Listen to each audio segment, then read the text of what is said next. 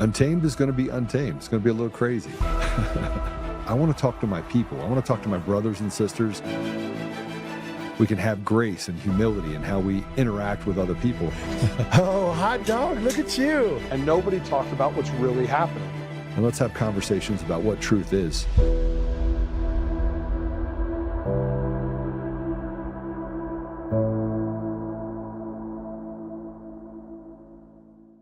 Tried to stop the shooting as it happened. An off-duty state trooper and a civilian. You can see footage here that appears to show one of them shooting back at the shooter. The civilian, identified by local media as 35-year-old Jordan Salinas. Here's Twin Falls Police Chief describing their heroic actions that likely saved lives. We can confirm that there was an off-duty state trooper and a citizen who actively engaged the suspect by returning gunfire towards him. We believe their actions helped drive the suspect away from the scene, preventing further casualties. According to reporting from the Idaho Statesman, Salinas instinctively ran toward the gunfire, drawing a semi-automatic pistol and fired on the mass shooter. The incident happened around 2:30 p.m. Saturday at a busy shopping plaza in Twin Falls. In-N-Out's president, Lindsay Snyder, says customers and an employee were among the victims, though the names of victims are not being released by law enforcement at this time. Video shows the suspect dressed in black, carrying a long rifle. Law enforcement described a chaotic scene as customers and employees at the In-N-Out ran from the restaurant as gunshots rang out. Hi, everyone. Welcome. Class is in session today. Sorry, Joe's not here. I'm here, and I got a great co-host today as well. Micah is going to be joining us, and we got a lot to go over. And we'll start here. We're at the survival of a nation. We're at a survival of a nation. That's the theme of today's show. And what you just saw happened over the weekend. And that's no different than the regular shootings that are occurring every day in our streets, except this one was caught more on camera, and a good Samaritan decided to engage. And that's the line in the sand, is when are good men going to stand up? And with that, I want to bring Micah on because I know he's got a heck of a lot to say about this. Him and I spoke earlier this morning, and I think we need to just unpack it, Micah. Good men standing up. Yeah, we need more of them. And we were talking earlier, you and I have much we share in opinion and thought process, a couple things we see a little bit different, but I will tell you, the guy that stood up here, that's a bona fide hero. That's an authentic man standing in the face of evil. If we don't call it out, we don't stand in the face of it, it succeeds, period. End of story. Yeah, and in that shooting, I saw 3 were killed, 7 injured. This guy, I think he's been identified now. The shooter was 24-year-old Chad Williams, who died at the scene from a self-inflicted gunshot wound. Yeah, he's a coward. Yeah, he took the easy way out. Yeah, he opens up on the innocents. A lot of people have made this, it's constantly a 2A argument. I would argue that we have a culture problem. The 2A argument's a byproduct of it, like so many other things, but we have a culture problem in this nation. We have embraced evil. We have, I've said for a couple of years now that we have gone away from the Democrat and the Republican Party, and now we're just into the party of good and evil. And what you're seeing is evil personified. I'll say it over and over. You look back at anything that has happened over the last, 4 to 5 years, and every single one of these things go back to a culture initiative. The left wing wants to argue that it's a gun issue. The right wants to come out and say, you're taking away my rights. But when you really break it down to size, definitively, I think it's a culture issue through and through. And what's at the heart of the culture itself that's causing this to rear its head? It's an attack on values. It's an attack on family values. It's an attack on faith. It's an attack on Christianity. People are fatigued. We're tired, man. We're tired. We're tired of trans issues, black issues, liberal issues, Trump issues. It's just on and on and on and on. There's no breathing room, but the central attack is on family values. So we see it here in Colorado, where we're passing House bills and Senate bills that they don't just go. I mean, they cloak it in it's some type of health thing. That's good for the kids, but we're talking about like the destruction of not only family values, but the actual destruction of children. And we're going after this. So we're tearing apart the family. The Democrats are just absolutely destroying family values. They're going after the kids, specifically the kids, targeting the kids, saying you can be anything you want. You can make up any title. You can go do anything that you want to go do. And at the end of the day, that's just not true. Anybody with a lick of common sense knows this. But every single time we attack this, we advance that culture. And then when a bad action happens, we want to blame it on the thing. And that just makes no sense. That's like blaming obesity on the spoon. I like that one. But I hear you, and I'm thinking that I'm processing as you're speaking with me, and everything that's being attacked is basically conservative values, correct? That's what we're seeing it as, right? I think that's the primary attack. I mean, if you really look at what is going on, and you could really break this down, in my opinion, you can break it down topic by topic by topic, but it all comes back to the same narrative. It goes back to the thing that I've said multiple times. I either burn down your city or we're going to burn down your city. So they leave you with no option. And when you press people far enough, you get some type of, you're always going to get some type of reaction. The conservative nature of humanity is to give, is to love, is to take care of people. It's to walk journeys with people. And so my genuine belief is when you take a party of conservatives and you have a hardcore party of liberal left, and they're just banging a drum all the time, and they're constantly switching subjects, the Conservative Party doesn't know how to keep up with that. They've never had a battle plan that is good for that. So when you denigrate the family, you tear apart the family, that's where the wake-up call starts happening. It's not my kids. And you can see this happening over and over and over in bill after bill after bill here in Colorado. And here's how you know there's an intentionality behind it, because there's a punishment that goes with it. If we were passing something for the betterment of all Colorado, there wouldn't be, you're going to be held accountable at the end in potential civil or criminal jail time. And we're talking family dynamic things. We're talking about the mutilation of kids. We're talking about going in and having reconstructive surgery without parental consent, or if you're divorced and you're coming from the outside coming in, you can come to Colorado and we will offer this to you. And if somebody tries to speak into it that's family, we can hold them to account. You have the same thing in schools where you have sadly, a 16 or 17-year-old girl gets pregnant and she wants to go in for abortion. The schools were protected.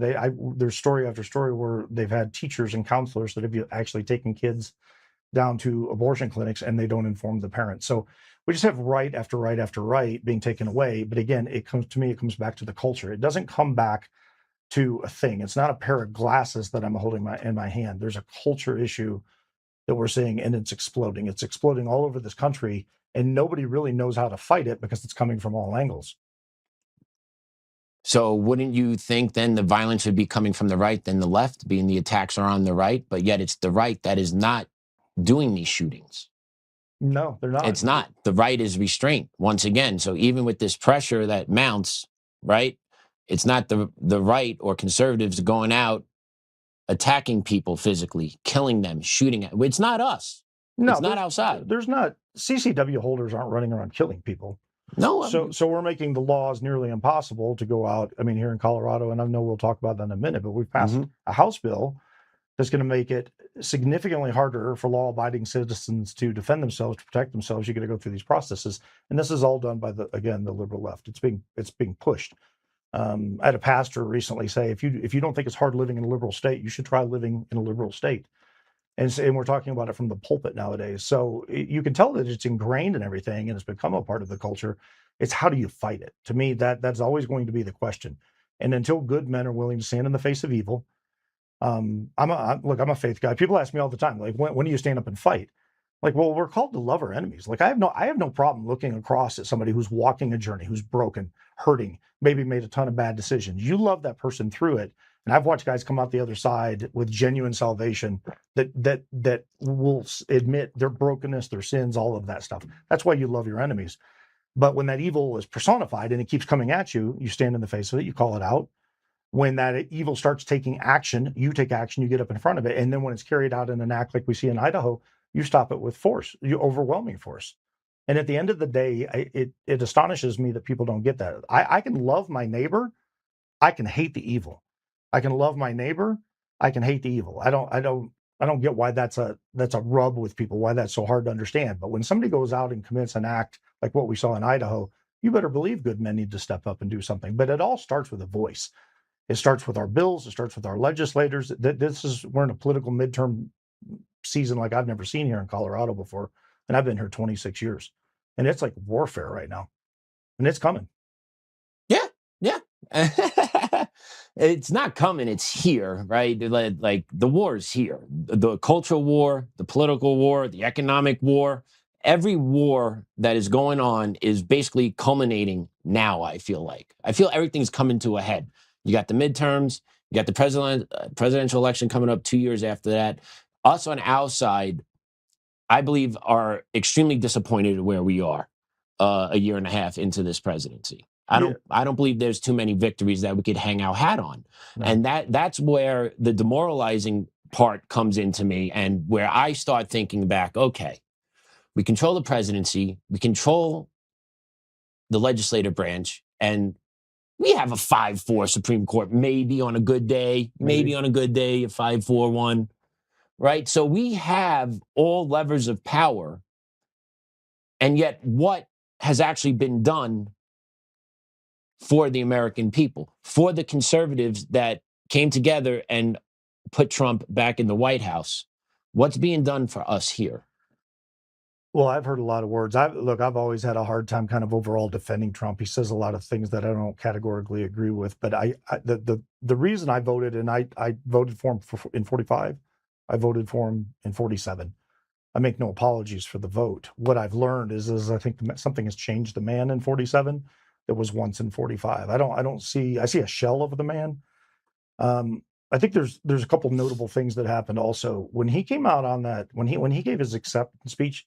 That was actually a very good speech. If you go back and listen to it, there was a lot of people that were behind that, and they were very excited. You're talking about the night he won, when the votes came in and he declared victory over Kamala. Yeah, and he came out and he said, "Here's what we're going to do." And there was a lot of things stated in there, from the Epstein files to JFK, no more wars, two genders, et cetera, et cetera, et cetera, et cetera. I think the single greatest accomplishment that I've seen Trump do in 47 was a UFC fight in the front yard of the White House. Okay. That's what I think the single greatest accomplishment so far has been. Everything else, we have no answers on Epstein, no arrests. We have nothing done on Charlie Kirk.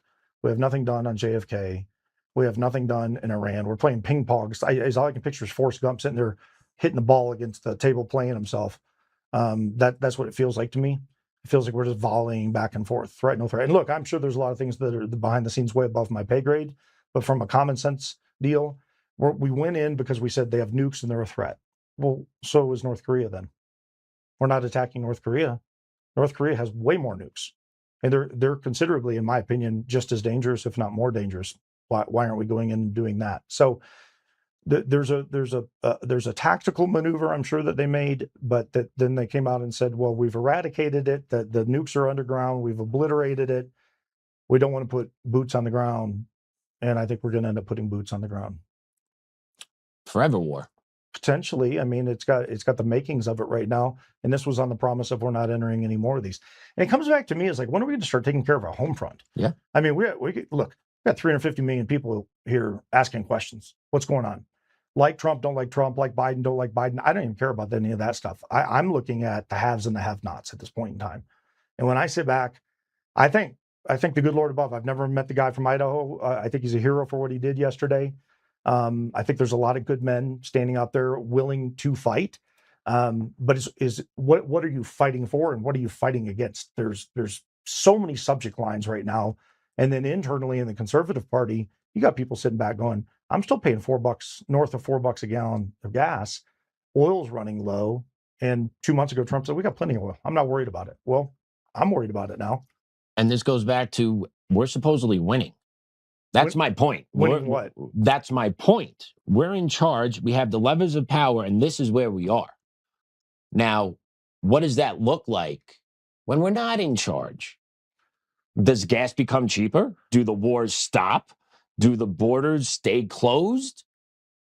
You understand what I'm saying? Like this, where's the positive for us? Where is us turning the corner and reclaiming our country? Because to me, I don't see it. And this is just a Band-Aid, and 2.0 Biden coming in right after. Yeah, I'm There's nothing being done on the domestic front to ensure we have a country left once this administration's out of office. Yeah, I can't argue that point. And I mean, that's what I was driving at, is that we have a culture issue. I genuinely believe that's part of the culture. I think that's part of our problem right now. We have enough people that could stand up that are not, or they have stood up and they've gotten beaten down. And at the end of the day, they're not willing to risk it. I mean, you and I talked about it off air. It's you have good men that know the fight is here, but they got a mortgage, they got a job, they got kids. They when and what am I fighting and what am I doing? Identifying the targets and what's the objective. It'll be like, oh, we got to stand together, let's go fight. It'll be like us doing what we just did in Iran, going in without a plan. And we just start marching around saying, all right, we're going to get Poland, we should get this guy, we should get that. That's not going to lead to anything. There's no organized way to actually undo all of this. I believe the only way this can get done is people above us that have the power and authority to make the arrest and put the charges on paper and make substantial changes need to do it. And it's not being done anywhere. And the only arrest we see are Somalis with crooked teeth. There is no way those people with the lowest IQ, borderline retardation status, can figure out how to put together hundreds of millions of dollars of fraud programs without any help, without educated people plugged into the system that knows how the system operates to siphon off hundreds of millions of dollars for us. And then when that money, we found 50 million here, we found 100 million here, 250 mil here. Where's that money going? Yeah. Is that money coming back to us? Is like, we found the fraud. Okay, great. Does that mean that money has been spent out already and we can't get it back? Or a percentage of 250 mil got spent out, but we recouped 100 mil? Okay, how are we breaking that 100 mil back down to plug the holes of the 47 trillion in deficit we're in? There's no transparency there with that. It's all talking points. It's all magical numbers. Because is it putting more money in your pocket finding this fraud? Well, no, obviously not. And I think that your point is not only well made, it's the one thing that everybody's frustrated with, because you can't quantify anything. Exactly. You can't validate anything. You're told that it exists. They go in. I don't even know if they made any arrests on it. But at this point in time, I'm sitting back and I'm questioning it. This is why, for me, people will say to me, look, you're a tactical guy, you're an instructor, you've done your law enforcement career, you put people in jail, all that stuff is true. But I'm also a faith guy. I'm a big believer in salvation, and I'm a big believer in forgiveness, but I don't avoid standing in the face of evil. And that, you'll hear me say this over and over and over and over. I think we're called to do this. And right now we have evil personified on the outside coming in. It's coming over the borders. We have evil personified, in my opinion, in big government. The 535 running the nation are not giving good answers. The president that was in 45, and again, I said it earlier, I have a hard time defending everything he says, but when Trump first came in 45, he had a nickname for everybody. Everybody that was running for office. Little hand Marco, remember that one? There was so My many. hands are big. And at the end of the day, it was funny, but to me, it wasn't a Christ-centered way of approaching it, because there's a cause of division in it when we should be bringing people together. But there was an element of him that I also go, you know what? He was willing to dust it off and throw down. He was willing to come in and say, look, I'm not establishment. I'm not playing this game. And people loved that. I think that people could really get behind that. Whether or not they completely endorsed everything he stood for, it was something different. 46 comes in, Biden happens, woke happens, craziness happens, COVID happens. I mean, just we see the end results. I'll never forget the guy surfing. I think he was in Huntington Beach or Seal Beach. And there's nobody in the ocean and there's nobody on the beach. You can see miles in every direction. You see two cops walk out, call him in from out of the water, and arrest him during COVID. And you go, that right there is that to me was the beginning of the end for everything that we were headed towards. If you can go do that, you can do anything you want. And that's what's scary to me right now, because again, we are embracing and accepting things that are fundamentally not true, categorically not true. Men can't have babies, men can't be women, women can't be men. This is all garbage. And yet you got U.S. Olympic committees and collegiate sports all arguing over this stuff. Like, oh, it's a thing. No, it's not. It's not a thing. It's not even actual. And yet somehow it continues to get traction. That's part of the culture. And then the byproduct of that is when those people don't get the way they want, they seem to act out. There's a violence. We see protests in the street that turn into burning down of buildings and trashing cars. I just saw some influencer guy get attacked. I think it was in Dearborn. Oh, Jake Lang. We're going to play that later today. Yeah. Yes, sir. you know, I mean, he's getting attacked by 7 or 8 men. They're throwing rocks at him. You got one female cop who Muslims don't respect anyway, and they're just shoving her out of the way as this guy's trying to hide in the cop car. So we've got an indoctrination. You're never going to have a Sharia law. You're never going to have an agreement between a Sharia law practicing nation and the United States of America when it comes to treaties or embargoes or trade. Iran's going to continuously be Iran, and us sending a few special forces over there isn't going to solve anything. We got a legitimate problem we've entered into. We need to get out of it. If it was a true in our face threat in the moment, fine, go over, do what we got to do, defend ourselves. If we're all on the verge of dying, go over and turn it into a parking lot, I guess. But you got to remember, there's also innocent people that live over there. There's people that aren't doing anything wrong. And the U.S., in my opinion, has a way of getting into the middle of these skirmishes, and we've been living in them. I mean, really, about the only freedom that I remember in my lifetime, I'll be 58 in 5 days, was Reagan. I mean, Reagan came in right at the end of Iran. Carter couldn't get anything done. Reagan came in and said, enough. Goes in, gets the prisoners. And through the 80s, right up to about 90, right before the skirmishes started over in the box, we were doing pretty good. But prior to that, Vietnam, you had a little bit of break between World War II and Vietnam. So the 50s. You had Korea too. 50s were pretty cool. You had muscle car invasion. Everybody started buying hot rods and big horsepower stuff. And you had Dairy Queens popping up all over. I mean, life was pretty cool back in the late 50s and the early 60s. And then you had the season of love and the drugs came in.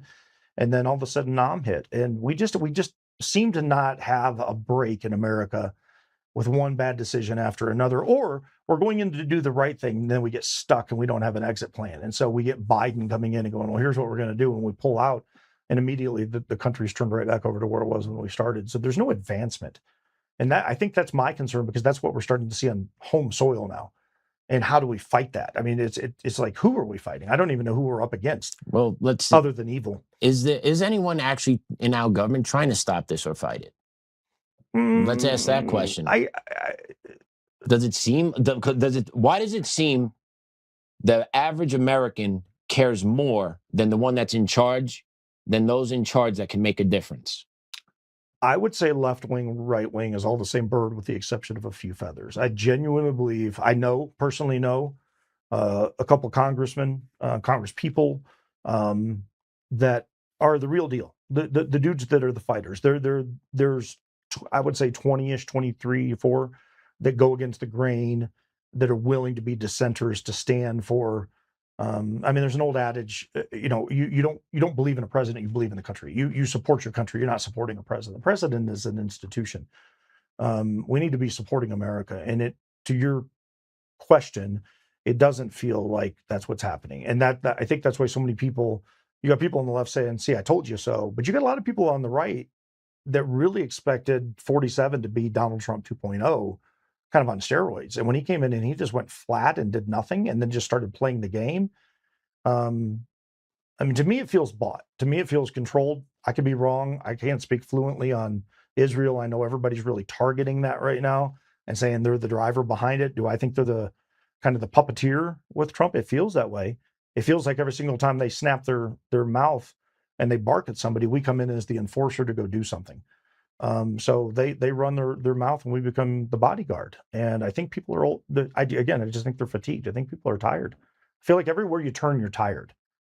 Yeah, you are. You are. And speaking of tired, I want to put this up. This is going to make you real tired. Let's put up A2, the article about Senate Bill 25003 going into effect out here in Colorado. So Micah could really get going now. There you go. It went into effect August 1st. It's sponsored by Senators Tom Sullivan from Centennial and Julie Gonzalez of Denver and Speaker Pro Tempora Andy whoever from Fort Collins and Representative from Englewood.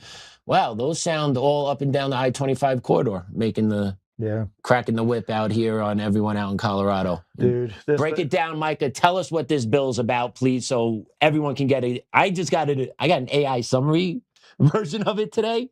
I think you could do a little bit better. Well, I don't know. I'll do my best. It's a slow-moving train wreck, is what it is, and it's gonna keep going. My guess is there'll probably be some type of injunction that comes. There'll be some type of fight. Someone's got to file a lawsuit first. They got to file it, but it's happened in a couple other states with similar language, and they won. And the Supreme Court came back and said, "Yeah, this is garbage. You can't do it." So I think you'll see that here. What do they look? What's the heart of this bill? What are they doing at the heart of this bill? So they're making it as complicated and as cumbersome and as frustrating as possible to go buy a handgun, which A handgun, not even an AR, well, a handgun. handgun, rifle. I mean, there's very, Anyone that has a magazine that comes out of it? Yeah. Okay, so not a revolver. A revolver's okay? I think revolvers are okay. But anything that drops a clip or puts a clip in, this law impacts. Yeah, and it's okay. It's really something that people should dig into. 25003. People should go read the nomenclature on it. It's really important. Well, they write it so convoluted, people aren't going to understand it.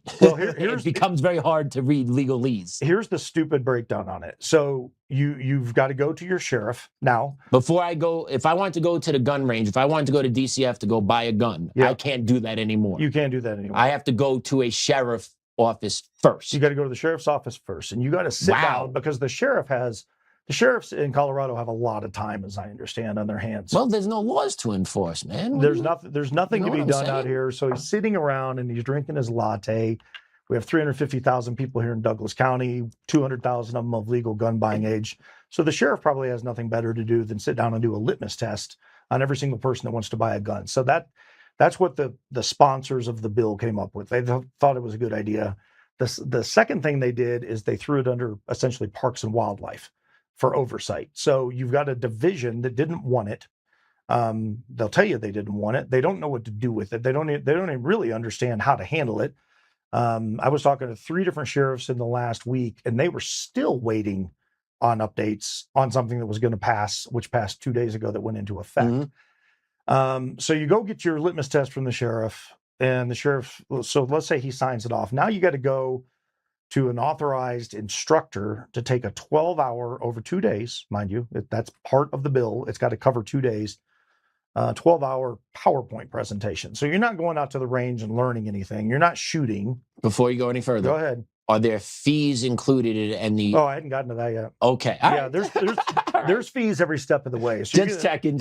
I guess I should have qualified for this. So you're going to go to the sheriff, do the litmus test, pay a fee. Yes, we go. Okay. Then he's going to sign off on it. You're going to go find an instructor, and there's a handful of them out there across the state. And you're going to pay a fee. There we go. And you're going to sit down and you're going to take a 12-hour PowerPoint presentation that you could probably do in an hour on YouTube by yourself. In the age of technology, nobody thought of that, I guess, over in the state, capital where these guys passed it, or the Parks and Wildlife who are administering it. So you're going to sit there for 6 hours one day and 6 the other, or however they break it up. And you're going to go over things like the 4 rules of gun safety. And you're going to spend an hour talking about the 4 rules of gun safety, and you're going to pay your fee. And then at the end of it, you're going to take a test. And you have to pass this test with a certain proficiency, which I believe, if they've all agreed on it now, is actually 90%. Don't hold me to that, because that number's jumped all over the place. And then you're going to take that test and you're going to say, hey, look what I did. And then you're going to go back over to the sheriff's office, and then you're going to pay a fee, and they're going to do a background check. I'm not really sure what the background check was for, because you already did the litmus test with the sheriff to determine that you were capable to buy the gun in the first place. But now you're going to do a background, and the background is going to be the standard. We're going to send it off to here in Colorado. It's going to be CBI. Right. You're going to pay that fee. CBI is going to clear you, and then you're going to go down and you're going to pick out your gun. You still have a 3-day wait period, no matter what, after the background is done. You got to do that at wherever you purchase your weapon.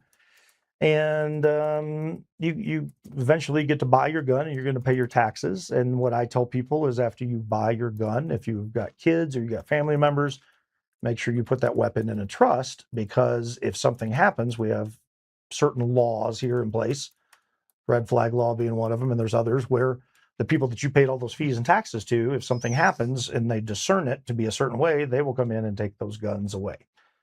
That's kind of the nutshell version of all of it.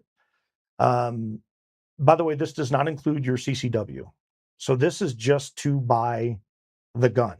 This has nothing to do with training. With your concealed carry, nothing. None of it. This is just, so I want to go buy a new one of these.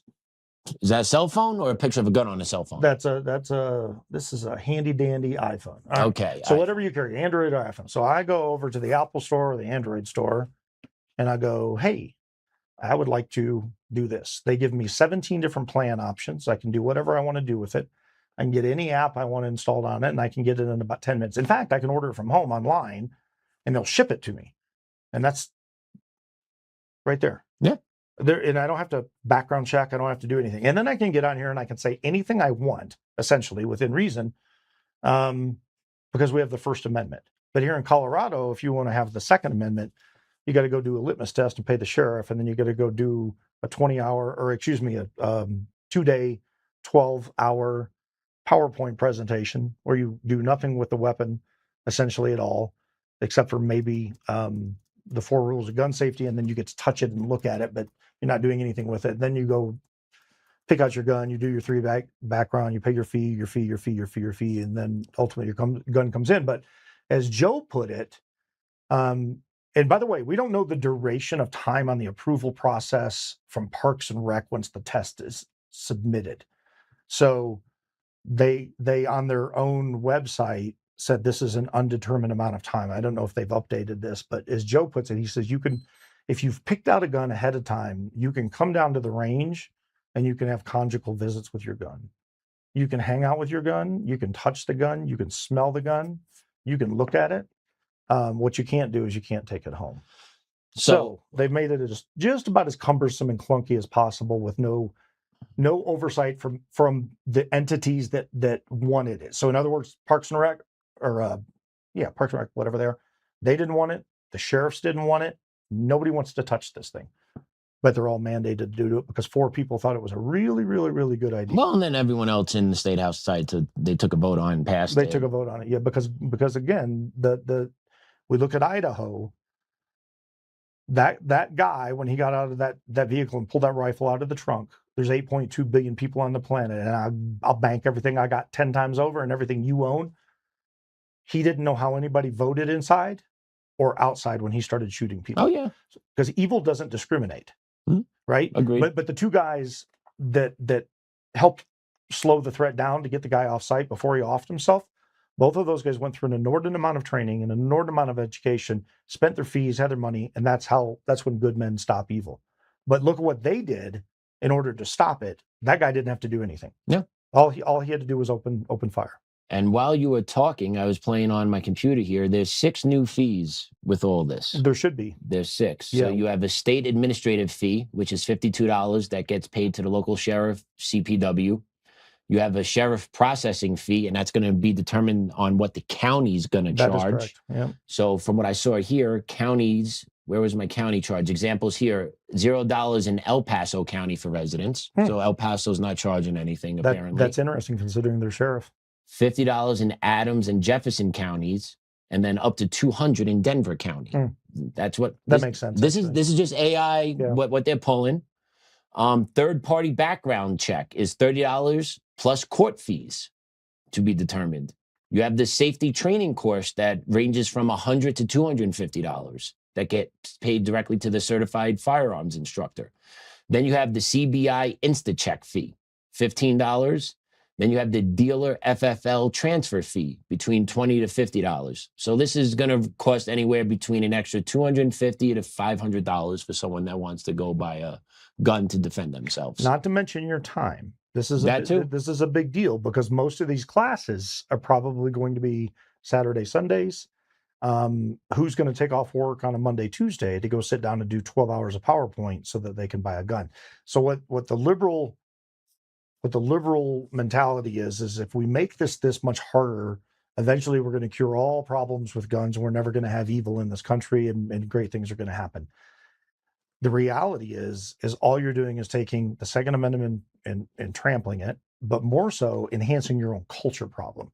So again, I'm going to go back to culture over and over and over. What they want is, in my opinion, is total control. If you can control the culture, you can control the narrative. If you control the narrative, you can control the outcome. And you can see this here in this legislation that was passed. And mind you, at the end of the day, you can still buy the gun. You just got to go through this clunky process to get there. That's a very expensive process. That's very time consuming. It's infringing my rights. It's infringing your rights, but you're still getting the gun. So the only thing they've really done is just make it harder. Well, and that's where the courts are going to come in. And I'll tell you right now, this is going to the federal. You're going to lose down here. You're going to lose at the 10th Circuit. And then you're going to need this to be petitioned by the Supreme Court. More than likely.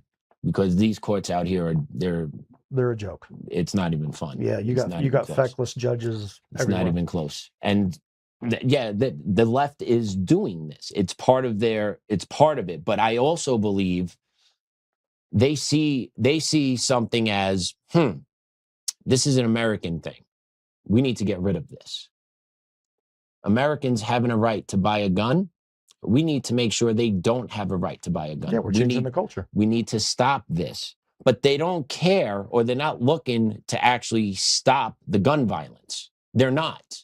Because if they were looking to stop the gun violence, this bill wouldn't be on the desk. No, that's correct. This people that commit crimes, that shoot people, are not the ones that are buying their guns legally. Yeah. It's the ones that are on the streets, right? And unfortunately, what percentage of the people on the streets own the guns, and what are their specific demographics on the street that own those guns? Yeah, so every question you're raising has been something that's been argued out over and over and over and over, and they keep winning the battle because we do not have good men stepping up. These things get passed. They get passed in the House.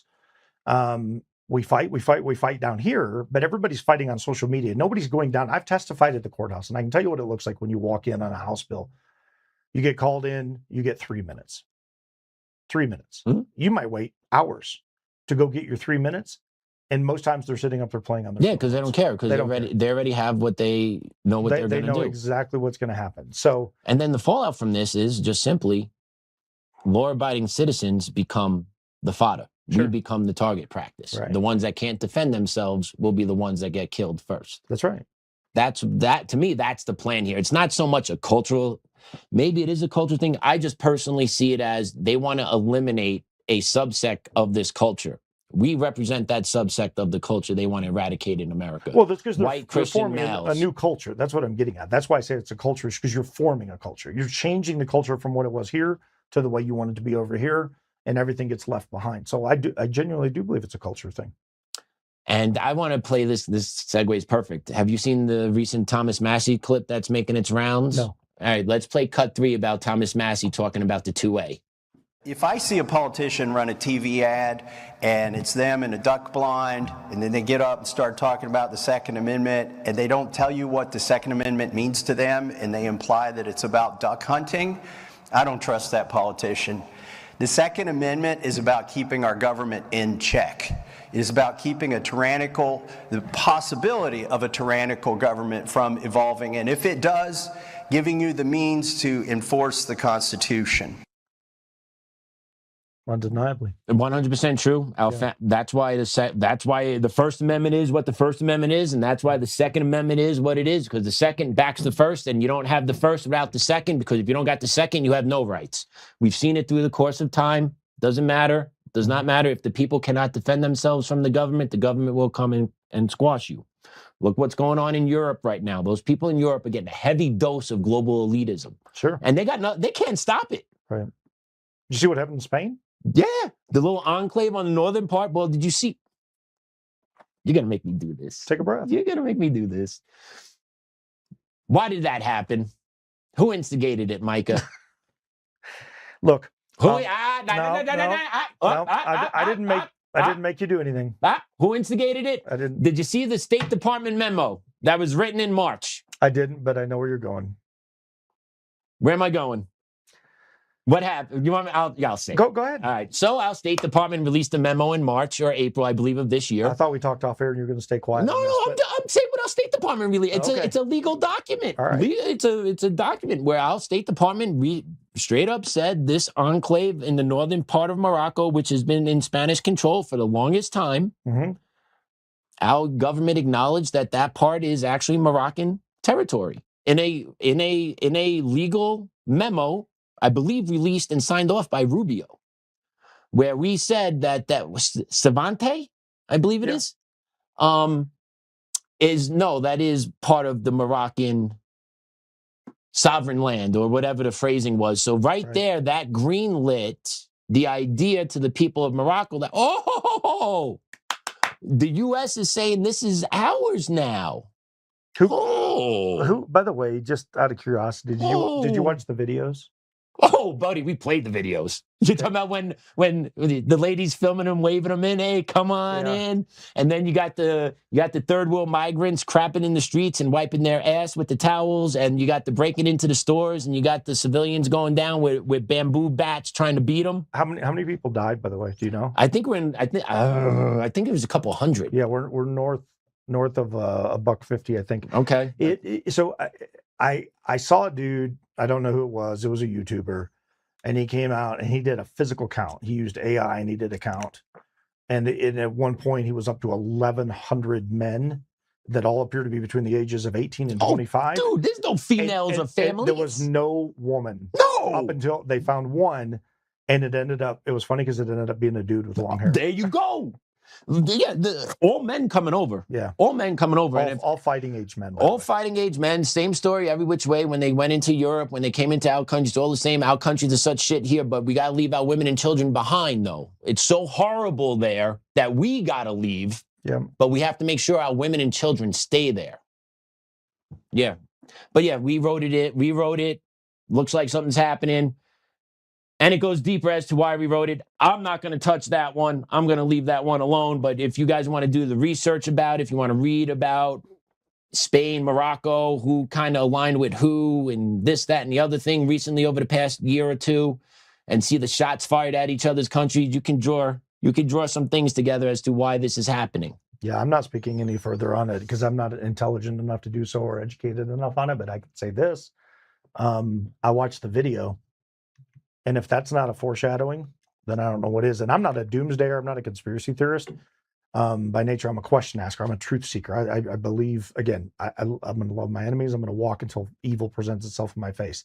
That should be disturbing to everybody, though. When you watch that video, that should absolutely be disturbing. That's nothing. That's nothing to 2022 when Abbott shut down the Texas border. And then what did Biden do? Yeah. You can't, time out.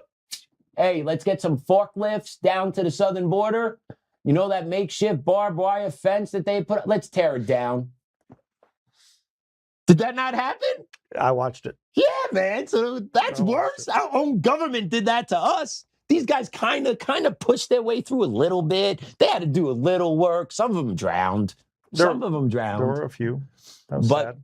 But yeah, man, run amok. And I want to play this video because this is what I feel a lot of Americans are going to be speaking this in a couple of years more if something's not changed. Let's play cut 4.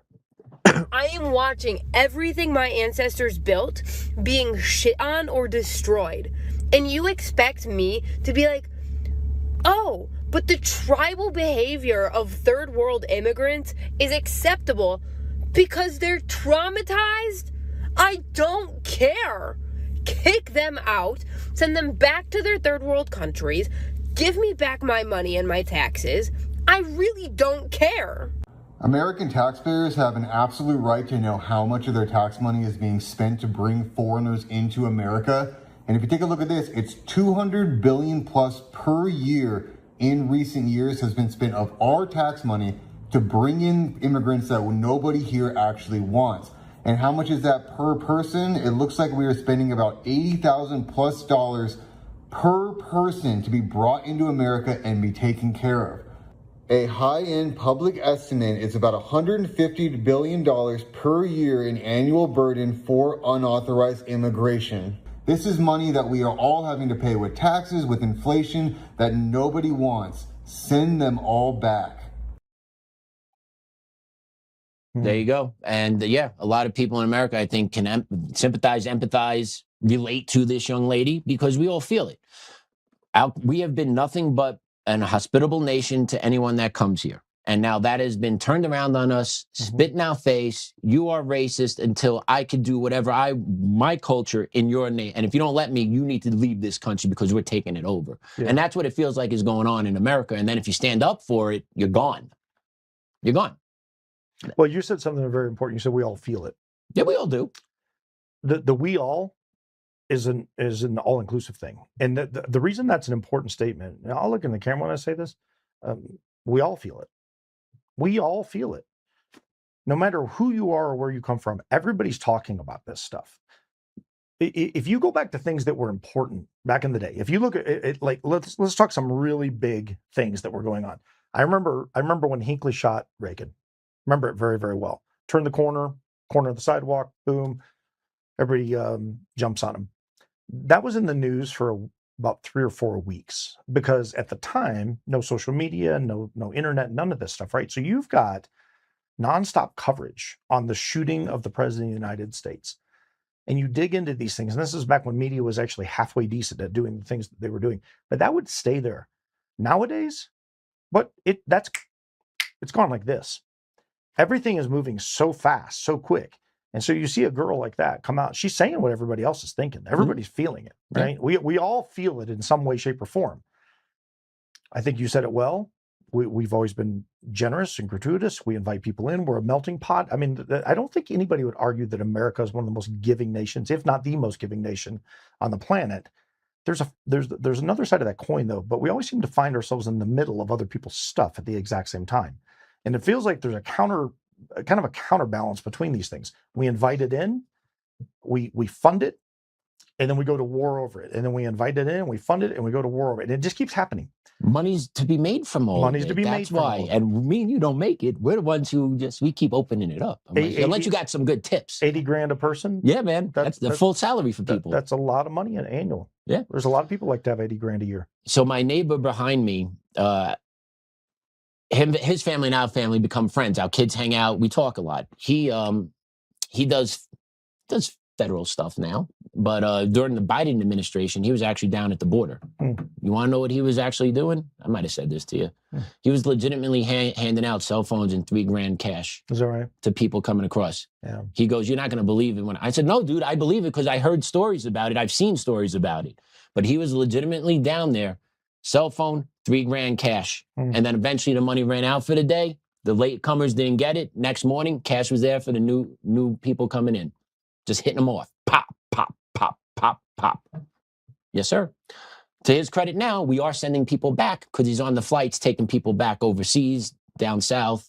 So we are shipping people out, but not to the level that needs to be. So the catch-up game is never going to, we're going to lose the immigration battle.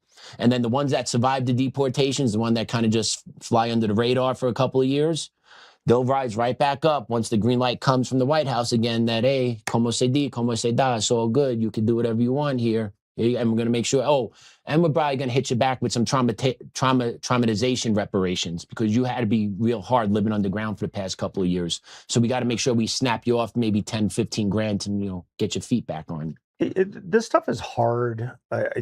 For me personally, look, my wife's Hungarian. So her father-in-law, or my father-in-law, excuse me, he escaped during the Hungarian War. I mean, he came over when he was a wee little one. He makes it to America. He has an 8th grade education. He works on the line at GM for 55 years. He builds his own house. They're still living in it to this day. Been married 66 years. Amazing story. But he went through my family went to Ellis Island and looked at his signature. I mean, they looked at the process. That's how he did it. And it took like several years to go through the process formally. He did it. He loves this country. He's 83 years old. He's long in the tooth now. He's getting to that age where it's like, I've lived my life. But at the end of the day, he's like, I never regretted the journey over here. And the crazy thing is he has 2 older siblings. One fought for the Americans and one fought for the Nazis back in the day. I mean, you talk about being torn from your family, right? I think of what he went through, and I've sat down and I've listened to the stories, and the amount of tears that comes out of that man's eyes when he's shedding and how he lost family coming over, trying to escape the war. And yet we get people coming in and they're banging them credit cards and cell phones and $3 grand cash. People just don't understand the hardships. Well, they don't have to, because if you make minorities suffer hardships, you're a racist. Like this is what it all comes down to, because we have to pay for the sins of our ancestors. We have to pay for the sins of every white person that ever walked this planet, because everything that's impoverishing the black or brown, it has to do with white people. So that's the equity payback, brother. Well, that's where it comes from. That's a whole 2.0 conversation. But I don't know that you're off target on it. That's just so much that goes into that. And there's another part of it that, for a long time, people that wanted to come to America to work and be part of America. Now there's a different wave of immigrant coming in. And the mindset is, I'm coming into America because I want what America is giving me. Not for sure. not what I could do for America, but what can I take from America? Well, you saw them burning down or breaking into the buildings. You just said it. Like when they came over, the first thing they did is start trashing every stuff. Right? Yeah. So I don't know how my point is I don't know how anybody watches that and doesn't understand. That's what's here in part, but coming. That culture is just it's in here. It got in here but it's evolving. That's what I'm getting. Like it's getting bigger and worse as we go. Of course. And we don't know how to. Well, let's find the video on Jake, whatever his name is. Oh, let's go. Oh, before that. Whoa, before we go there. Okay. Before we go to Jake Lang. In case our audience missed it, we covered a lot so far, but let's not miss the big announcement from this weekend. Let's play cut 5. Let's put up President Trump's truth for over the weekend. Here we go. The winning shot in the Bedminster Club Championship. Thank you very much to all those who participated. I won with a score of 70. I'm so honored in that. Unlike the rest of the field, I'm given very little time to practice because I'm focused on many other things. It's called talent, and I have it, and they don't. President Donald J. Trump. Let's put the replay. I think people need to see. Let's click replay if we can, Damon. Let's click replay because I think people need to see this beautiful chip. Like I've sculled so many shots like this. I've sculled it or chunked it. Like look at that beautiful. Look at that. Is that a give me? Maybe a little outside give me range, but he said he won it with that, so that must have been a give me. He must have gotten it. But yeah, so important. We had to make sure we got that up there too. That came out this weekend. Big stuff. That's hard, man. I can't do that. You got to open up the face a little bit. You got to make sure you don't overswing. You can't catch it with the bottom part of the head either. Like that's big time. That's big time. All right. I loved the statement. I don't have time to practice. Just naturally good talent. This is talent. Look, I'm a golfer. I've done that a few times. I've never done it with 22 golf carts in the background. The pressure. He's the president. The pressure was there. He doesn't feel it. It's hard to defend a man. It really is hard to defend a man. I hear you. Well, speaking of another man, sometimes it's hard to defend him. Sometimes it's not. Jake Lang, let's just play cut 1. Jake Lang was in Dearborn, Michigan over the weekend. Let's play cut 1. Dearborn, Michigan. I speak the name of Jesus. No rioting, no violence, no violence, no violence, no violence, no violence, no violence, no violence, no violence, no violence, no violence, no violence.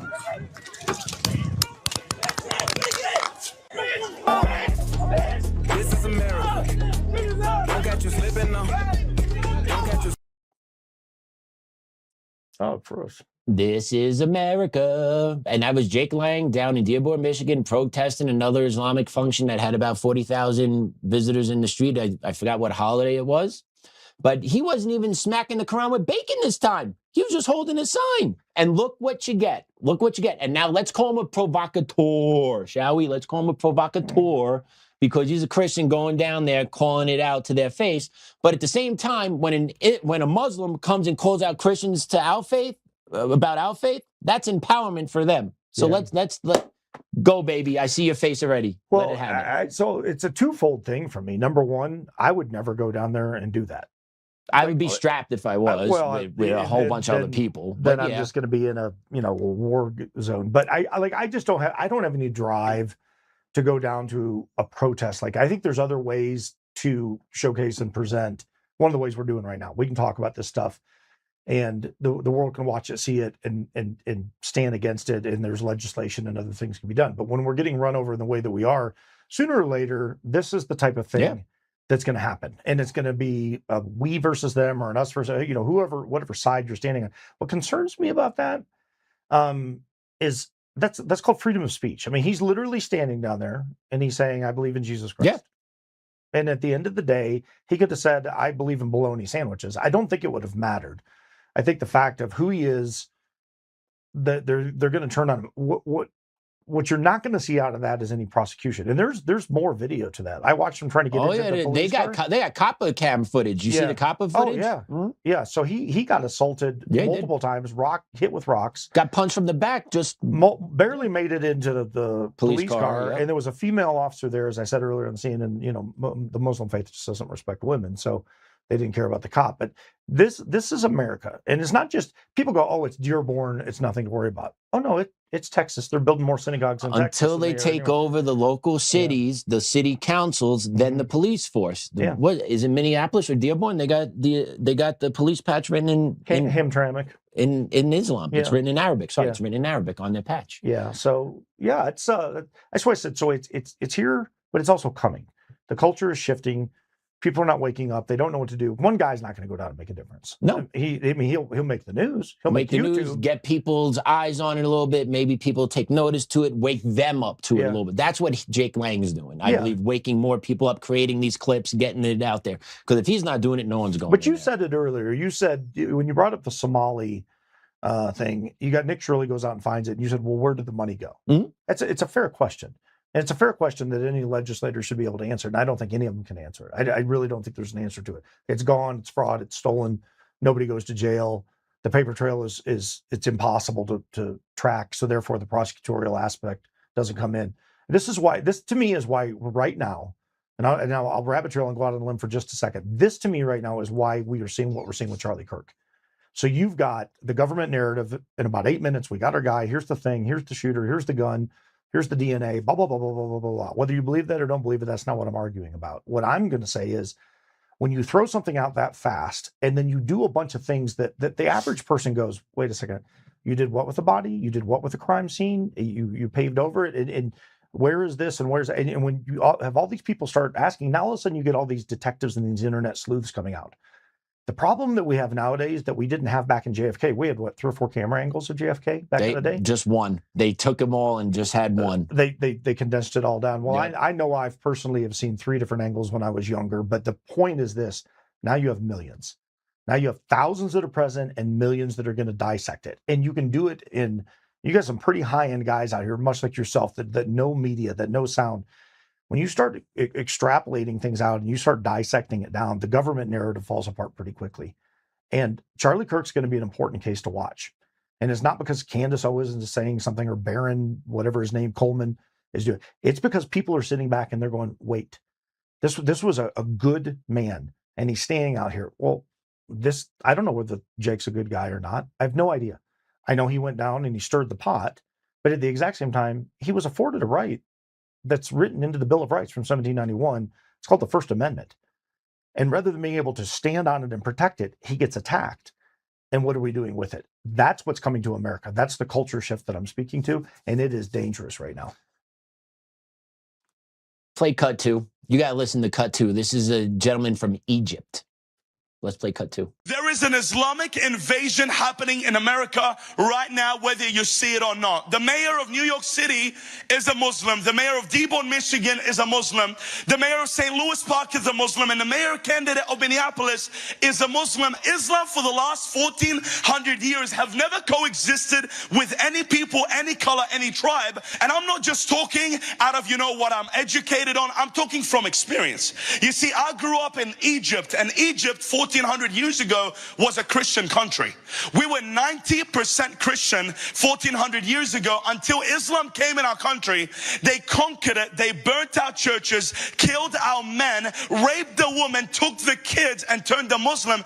And now Egypt is 90% Muslim and 10% Christian. So I'm coming to you from the future to warn you that America might end up this way if the men of America do not wake up. No, amen.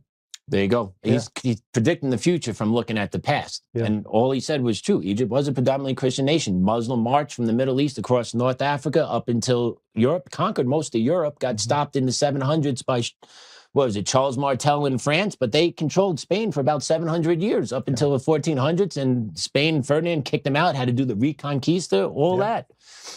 They come to convert, they come to take over, they don't come to coexist. No, there's no coexisting. And every video I see online, and you can do it yourself, there's imams that are openly talking about wanting to take over America from within. America will fall to Islam, end of story. So my question is, how is that not a domestic terroristic threat? I don't understand this when we are being told by foreigners that are in this country, our goal is to overthrow your government and replace it with our way of life. How is that not considered domestic terrorism? other than the comparatives change to your way of life or I blow you up. How is that any different? You're holding a gun to our head saying we're going to do it one way or another. Yeah, I wouldn't push back on your statement. I think there's a couple different viewpoints from it. There's the bang, right? That's domestic terrorism. A building falls down, or you go in like domestic terrorism. Instantly, 1,000 people dead. Yeah. Yes, but yes. I mean, we had 20, whatever it was, however many shot in Idaho this weekend. That's an act of domestic terrorism. It's when you're indiscriminately killing because you want to, or because of your faith or your belief, then absolutely, of course, it's domestic terrorism. And the statement therein is we're going to do this. I would construe that the same way. That would be no different than me looking at you and saying, yeah, I'm going to kill you.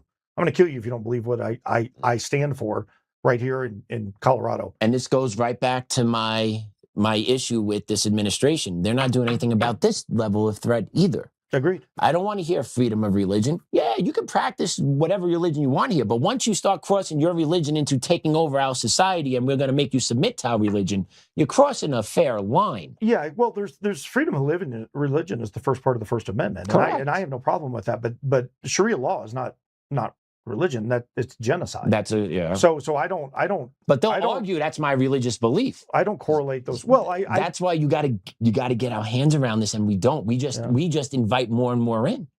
Well, we don't. We do. The liberal party in America, which has become, in my opinion, the party of evil. That's why I said good versus evil. They're inviting, and nobody is sitting over on the conservative side saying this is a good idea. We have deals with Middle Eastern countries that allow. What we have is leaders in the 535 that are making bad decisions. But you know I'm right. I see that smirk. But I'm talking about the 350 million citizens in America is what I was getting at. Of that, you have a portion of them that are sitting back and saying absolutely, and then the rest are going, no, this is crazy. Yeah. But the 535.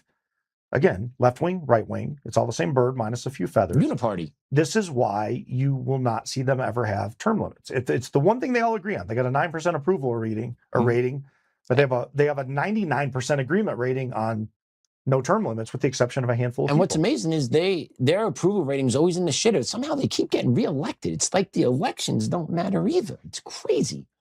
Let's put up this post, C3. Let's take a look at the Islamist in power in America. Let's pull this up real quick. This is from TN Troll. Absolutely ridiculous. Islam should not be in American politics. Ban Islam. There are 40 Muslim mayors in the United States. There are 240 Muslims in city councils across the United States. There are 70 Muslims in state House of Representatives in the United States. There are 15 Muslim state senators in the U.S. There are 4 Muslims in the U.S. House of Representatives. This is 25 years after September 11th. Their goal right now is to have 50 members in Congress by the year 2030. They got 4 right now. They got 4 years to go. Can they do it? Maybe, maybe not. But it's playing out, and they're not taking over political office to promote American values. No, they're not. No. So what is nothing? It's the slow crawl. We talked about it off air, and this is where you and I had 2 different opinions on something. So I'm going to agree with you on the one because it's undeniable. They've been reading the same book for 14 centuries. It's their playbook. I get that. I don't think anybody with any common sense would argue that. So the long haul, they're not planning tomorrow the way Americans think about tomorrow. I get up in the morning and I'm going to go do X, and I fill in the blank with my work day, my schedule, hockey.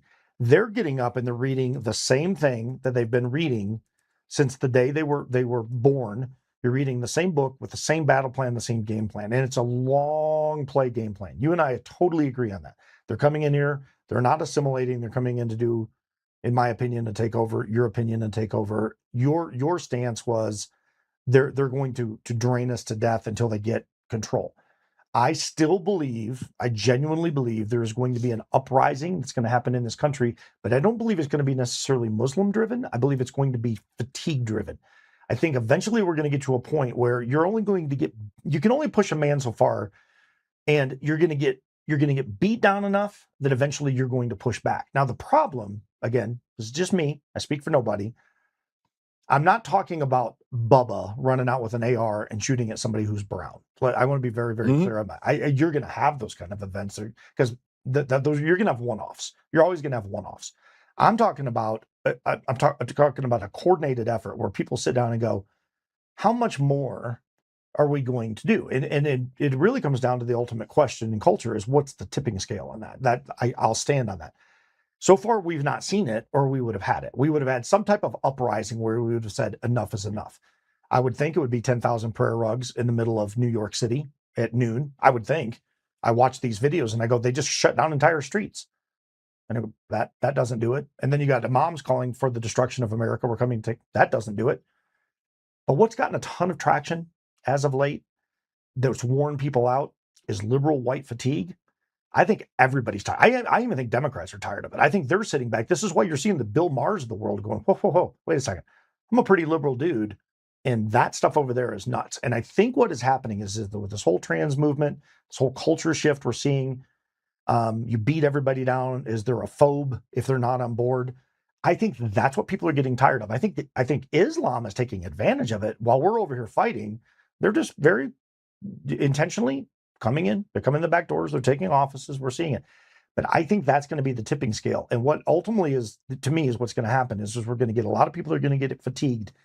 And they're going to say, not on my watch. What does that look like? I don't know. My concern is we're borderline civil war if this continues at the rate we're going. The problem is I don't know that anybody's going to know what the target is going to be. Exactly. And that's all purposely done. And that's, of course, it's purposely done. But that's the scary part in all this.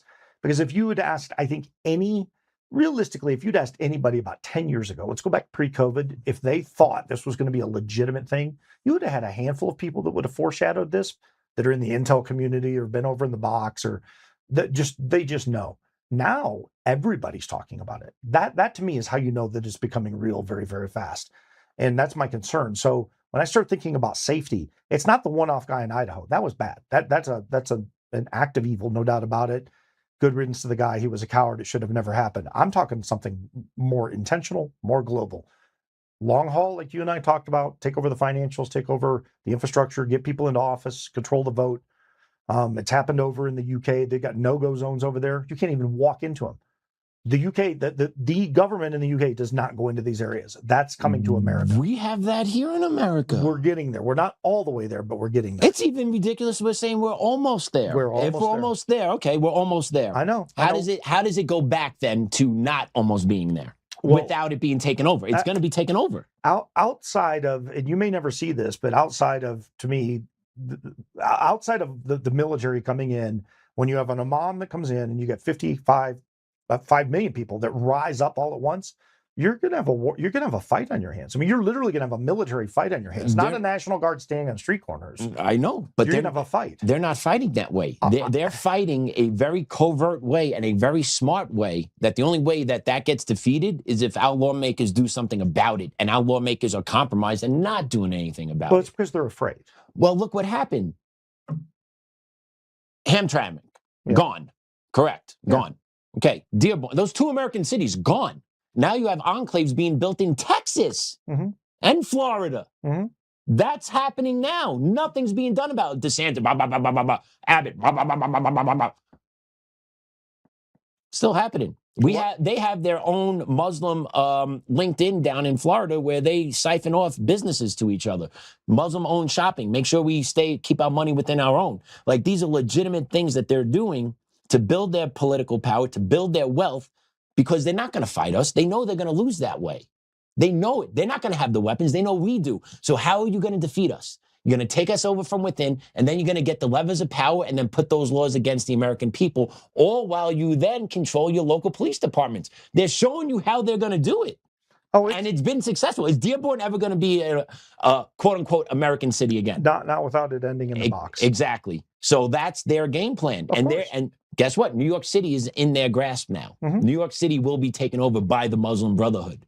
They're going to have a war chest of trillions of dollars because Mamdani is going to take over the real estate market as mayor because he's already putting his landlords on notice. Sure. They're going to do all this and no one's stopping it. Yeah, this is why I go back to, the reason I don't get overly fired up in it is because I'm an eternal salvation guy. I mean, if I'm dead and gone on the way home tonight because of a car crash, I feel very secure in where I land and where I end up. And this is what I always say to people. love people the best you can, stand in the face of evil when you must, push back when you must, and fight it when you should. And at the end of the day, we're just not doing that. And until that message starts getting out, to me, that is the message. Those are the 4 talking points. I will never stop saying it because it's scriptural. It's baseline. It's right in there. It's what we're called to do. It comes from our Creator. And at the end of the day, they don't believe in our Creator, and we certainly don't believe in what they believe in. And they're never going to assimilate here. And it's not going to end until people are in the box. I genuinely believe that. What is the tipping point? I don't know. What is the driver of the mechanism? I don't know. To your point, it's happening. It's happening everywhere. I saw it in the UK. I used to live in Michigan. When I was first there, it was 50,000 at the time, 50,000 people when we left Michigan that were equated to Muslim. That was it, 50,000. It's like 6 million now. Those are big numbers. That's huge numbers. And that was very much by design. And if you look at it, it's a border city. So that's why people are saying, well, Texas of all places, what? Well, because it's a border. Mm-hmm. It's a border. Florida, you're coming in on boat. I mean, like it's very obvious where these things are happening and where they're not happening. Minnesota, overrun border. It's right there. Well, they're coming down from Canada. Yeah. They come in, register as students, and then Sure. just hop the border and never go to class. Sure. At least from what I've read now. I had no idea. I read that report today. I'm like, oh, that's how it happens, huh? Well, yeah, there's a lot of visas being Yeah, Canada's granting visas to the Muslims. They're coming over, student visas, work visas, whatever. They get into Canada, and then they're just coming over the northern border and getting into Minnesota, getting into their population. They got their visa through Canada. I'm in North America now, but I'm not going to go do what I said I'm going to do in Canada. I'm coming down south. Sure. Well, you got to go through a little bit of immigration. Back in the day when I lived there, you just drive through the tunnel or over the bridge. I played hockey. In Canada and Michigan. I just went back and forth. There's other parts where it's just farmland. You just walk across farmland and you're in Minnesota. It's crazy. Same thing in Texas. All right, we're going to skip cut 4 because of time. We're going to go to post 5. And this is just a little funny thing I found today. And let's lit up post 5 because the Democratic Party is a party that preaches inclusiveness, diversity, all this stuff. But yet when it comes to where they want to live, they kind of don't live where they say is benefit, which is inclusivity, a diverse neighborhood. So if you take a look here, Kamala bought a home in Point Doom. That's more than 80% white, less than 1% black. Obama lives in Martha's Vineyard, 89% white, 3% black. Biden lives in Rehoboth Beach. I don't know, what is that, Delaware? Where is that? That's probably up England state. 95% white, 0.1% black. Yeah. And then Newsom lives in Fair Oaks, 74% white, 2% black. Why do these people that talk about diversity, equity, inclusion, we love our minority, why do they choose to live away from them? Yeah, well, I mean, to be fair, the first two that might actually be their ratio of birth too, though. Okay. Kamala might be 90%. I hear you. I hear you. But if you preach this, why? Well, I get it. I hear. I just had to put it up there for a little ha-ha. It's a thus saith, don't do a thing. You want to preach it, you want to make it sound good because you need the votes, you need the power. Meanwhile, look, I had a conversation, buddy of mine the other day, black guy cop, I've known him forever and a day. We're sitting down and we're talking. He's like, look, we are still, in his words, not mine, we're still enslaved. We're enslaved to the system. We don't understand that Republicans freed us. We vote Democrat because we were promised the world. He went off on Biden for about 5 minutes and he sat down and he goes, and then we don't pay for anything. Everything's given to us. So nobody wants to work. There's a free handout. Now he's saying this. I don't believe that's true across all community that is black. But at the end of the day, I get where he was going. He was frustrated. And he's like, I can't even get my own people to wake up and understand. And I said this on our podcast on the Daily Carry a couple weeks ago. There is nothing harder that I have ever dealt with in law enforcement in my life. And I worked in the project areas, Columbia, South Carolina, Richland County. And this was a volatile city. For a tiny little 2 million person city, it was a volatile city. There was nothing harder than working with black cops that would go into black inner city. And they would come out with tears and sit in the car next to me, buddies of mine, partners of mine, and go, I'm watching my community fall apart. I can't convince them to leave. I want to get them out. I want them to see there's a world out here. Mm-hmm. And it was tragic. It was hard because it's heartbreaking. It's gut-wrenching. Like, I grew up here. Like, I was born here. I went to church here. I went to high school here. I graduated.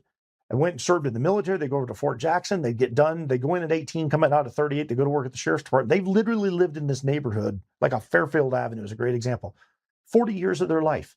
And they're watching this neighborhood get tore apart because of the welfare system. Everything that was put in is like an indoctrination. Yeah. And then you sit down with their parents and they tell you stories. They're in their 60s and 70s and 80s, and the grandparents, they're going, this is not the America we used to live in. When the race wars hit and they hit in the 60s, if you go back into the 40s and 50s, there were things called Black Wall Street back in the day. They were not only empowered in a good way. I mean, they were thriving. And then came the Democrats. Then came the Joe Biden. Joe Biden used to sit on the House floor throwing out the N-word. He did. I know. There's clips of him back when he actually had hair too. Itchy legs, the child groper. I mean, the guy is a living, walking, breathing, disturbing human being on every level. And I sit down and I watch these old clips, and you would think that everybody would go, well, it's available to all of us. We can see it. And yet here we are and we're debating it. And when I sat next to those guys and they'd come in and we'd get done with the call, man, they just reach over and grab my forearm and they're like, I just want to do something. And these are the guys that are on the streets every single day battling it. And it's heartbreaking. Yeah. Yeah, I get it. And same thing in education. You got people walking around in education doing this equity grift in the education, systemic oppression, systemic racism. White people have caused all this. What do most of those people do that have those jobs and make six figures? They pack their shit up and move to the white neighborhoods where they're going to be oppressed again. I don't understand the mentality. I don't get why you would choose to move to a white oppressive neighborhood if you're a rich minority person that says white people are systemically racist and oppressive. I don't know why you would move to a white neighborhood. I don't understand. It's a good question. I don't get it. I wish Kamala would answer that. I wish Newsom can answer that. Hey, maybe Ron Garcia Ortiz from Cherry Creek can answer that. Hey, why do you move to an 80% rich white neighborhood, Ron, if you think white people are racist? I don't understand. You also married a white woman, so go figure. You just might not like white men. I don't know. But they do it. White people are bad, but I'm going to marry a white woman. I'm going to move to a white neighborhood. But yet in their professional life, they talk how horrible white people are. I don't understand how that works. I just don't. No, neither. This is why I go to salvation. Grifters, man. Otherwise, it's always going to be bad. It's always going to be bad. I gotta find hope and love and faith. If I don't have that, it's hard for me to get through a day. I'm just filled with piss, anger, and vinegar. No, but you know what, Patrick? You know what's funny? We had our conversation before we go here, and I know we got to cut it. It was a good conversation because two adults can sit back and we could be 95% agreed on something and maybe not over here. I also think that's a big piece of what's missing in this country right now. We can't sit down and have civil conversation, even if we can't even draw the same conclusion. I just think that's missing. We've gotten so entrenched in social media and everything's just vented out online. We've lost a lot of that as well. So we're losing the ability to have genuine discourse, have legitimate conversation, have appreciation and value in each other. You're told what to think, you're screamed at, you're talked down, you're phobed. I'll go back to it and I'll end with this. I think people are fatigued. I think they're fatigued across the board. I think they're just tired of getting the crap kicked out of them. You're not wrong. Would you like to pray us out today? Sure. Why not? Let's do it. Father God, as always, so grateful for the message that you send. I'm grateful for the salvation that we are afforded. I pray for my brothers and sisters abroad. I am very, very grateful that we have good men that are willing to stand in the face of evil, as we have seen recently. But we need more stepping up. I am eternally grateful as well for my little girl coming home. Shout out to everybody on the USS Tripoli. Thank you for your service. Not a single person harmed. Got back home safe. God bless all of you, and some time away, get a breather. And I'd also ask, just watch safe travels over the ones that we love, those that are afar and those that cannot be with us today. Keep them safe and keep them under your care. In your son's name I pray. Amen. Amen. Nicely said. Well done. All right, everyone. I hope you enjoyed today's show. Joe will be back tomorrow. Hope you learned a couple of things. Tune in. We got a banger of a week shaping up already. More to come. Class dismissed.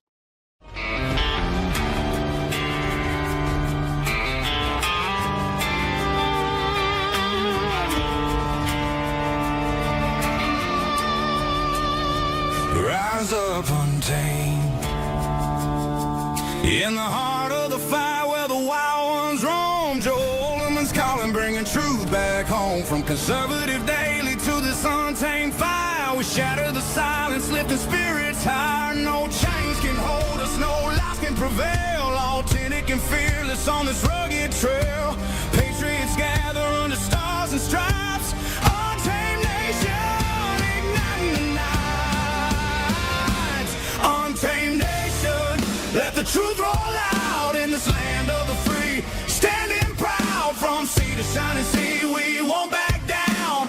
Catch the fire, wear the crown. Untamed nation, it's our battle song, motivating hearts where the brave belong. Yeah, untamed and wild, forever strong. Play it again all night long.